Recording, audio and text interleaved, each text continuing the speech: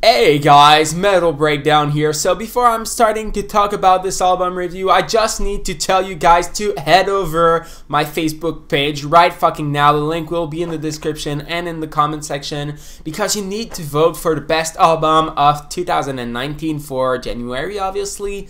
It's the grand finale right now, so The Simulation by Born of Osiris versus Hamo by Bring Me the Horizon. So far, The Simulation is leading by a few votes. This is really surprising. I was not expecting that. So if you're a Bring Me the Horizon fan, go change that right now. The link is just in the comment section and in the description. It will take like 2 seconds. Or if you're a Bring Me the Horizon hater, go vote for Born of Osiris. That way Amo won't win the title, but just vote please. We're almost at 50 votes, which is my goal. We reached it for the first phase with all the albums, so we can do that easily, right?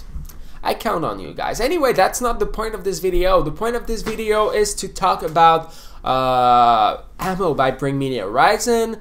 I could have done my review on Friday and get all the views, but I felt like it would not have been fair because it would have only been my first impression and not a true like judgment of the album, because now I had time to truly listen to it. I took the entire weekend. I listened to it maybe 7 or 8 times already. Yeah, I know.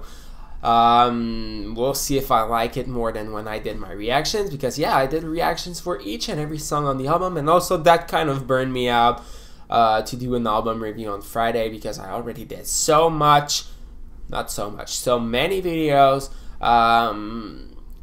Thursday and Friday last week, so yeah, I needed a break, you know.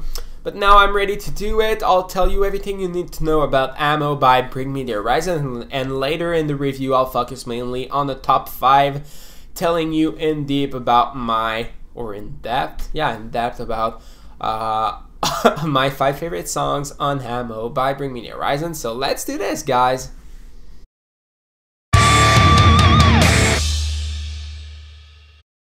So what about this album? I'll tell you right away, Bring Me the Horizon fans. This album review will be kinda negative. I'm saying kinda because it will not be a complete destroy of this album, because I still enjoyed it in some ways. So I would say it's kind of a decent album, but more towards the negative side than the positive side. So yeah, let's just say decent for now, but I'll explain everything. So, just so you know, I'm a huge Bring Me the Horizon fan since the release of Sempiternal. For me, Sempiternal is like a masterpiece, one of the greatest metalcore album of all time. It's definitely a 10 out of 10. And when they released That's the Spirit, at first I did not really like it.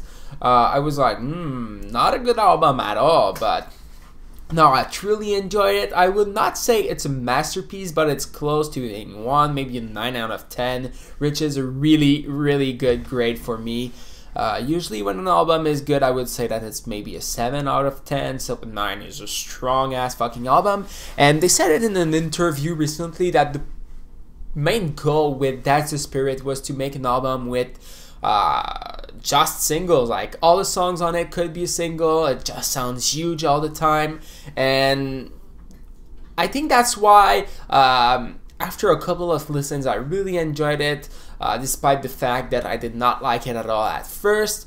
I'm hoping it will do the same with this album Hamo, but it's not heading toward that way. Maybe I will like it a bit more than I do now, but no, because the main thing that I don't like about this album, and they said they wanted to give us an experience instead of an album consisted of only singles, like is the fact with That's the Spirit, but it's not really a good experience in my opinion, because the experience we had on That's the Spirit was kind of better. The reason why I'm saying that, I don't really like the intro, which is called I Apologize If You Feel Something. It's just too weird for me. After that we have Mantra, and then Nihilist Blues, which is so fucking weird. I would have put it more towards the end of the album to not scare the listener at first.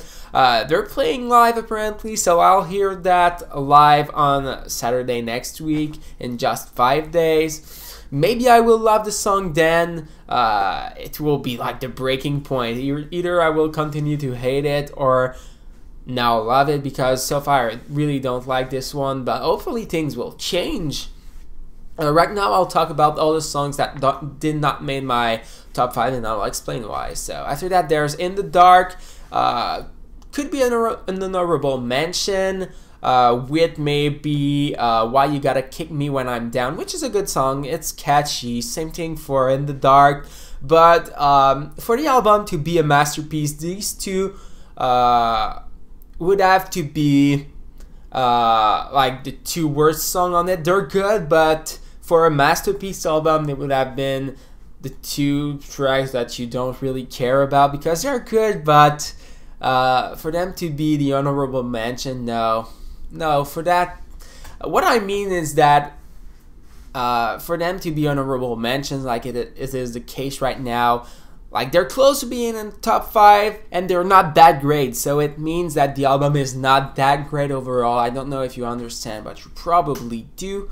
Other than that, the song Ouch is a pretty cool follow-up to Follow You from That's the Spirit, but it's just too weird, and if there would only be that one in the middle which serves as a kind of interlude, I would be like, okay, that's cool. But there's I Apologize If You Feel Something, Ouch, and Fresh Bruises, which I really don't like. It's too much on a 13 tracks album, too many breaks, and it just kills the mood in my opinion, so I did not really like that. Mother Tongue, big attempt at a mainstream song. I'm surprised they don't play this one live, but for me it does not really work. It's too repetitive, and yeah, not for me. Just not a song for me, that's it. And Heavy Metal, I don't like the lyrics, I don't like the song overall, I don't like the vibe of it, and the ending is just kind of provoking me in some ways because it's what the fans want. Well, some fans want, and they just kind of said, you want it, you won't get it this time around, fuck you. It's funny, if the song would be good, I would be like, okay, that was a good thing they did, just made fun at the fans who don't accept the changes. I'm able to accept the changes, I was able to love That's the Spirit, but no, not this album. Well, not for now at least. But yeah, the song is not good overall, in my opinion. Again, if you like it, that's perfectly fine, and I'm even happy for you, because if you enjoyed this album, that's a really great thing. I tried so much to like it, but so far, no. But the top 5 is pretty good, so I'll talk about it right now and tell you why these 5 songs were good. And by the way, like I was saying, I tried to love it, but at some point I said, oh, now just listen to the album that you really love. Don't try to force yourself to love something that you don't. There's so many albums out there that I'll find joys with some other album, I guess. So yeah, now let's start with the top 5. 5th position, I went with Wonderful Life. This single truly surprised me because I thought that maybe this album could be heavier than That's the Spirit after all, with a featuring by fucking Danny Field, but now we know it was not the case. Still a super cool surprise to have the singer of Cradle of Filth on a song, and it really did something cool for this album. The breakdown is so sick, and the whole song is just so enjoyable. It's a song I already listened to so much, and I'm definitely not done with it. In the 3rd position, I went with Sugar, Honey, Ice, and Tea. This one is great because it uses a lot of guitar, which makes it closer to the Bring Me the Horizon that I truly enjoy. I love that the name of the track is an acronym for shit, so the chorus is basically saying people are full of shit. Sugar, honey, ice, and tea. The part where the vocals are getting more intense with the solo is one of my favorite moments from the album, but it's not higher in the top 5 because I love the chorus a bit less because of the effect that they use on the vocals. It's kind of cool, but I feel like this song could be on one of the best from the album with a better chorus, but that's just my opinion again. If you truly enjoy that chorus, that's good for you. I'm truly happy for you, but I just feel like it could have a better chorus, that's it. In the third position, I went with Mantra, definitely the song that sounds the most like stuff from That's the Spirit. And it kinds of make me angry because the first two singles that we had for like months before the album made us think that Bring Me the Horizon would not change that much. Even Medicine, the third single, is more like a bridge between the stuff from That's the Spirit and Ammo, but I'll talk about this one later. You'll see it's in my top 5.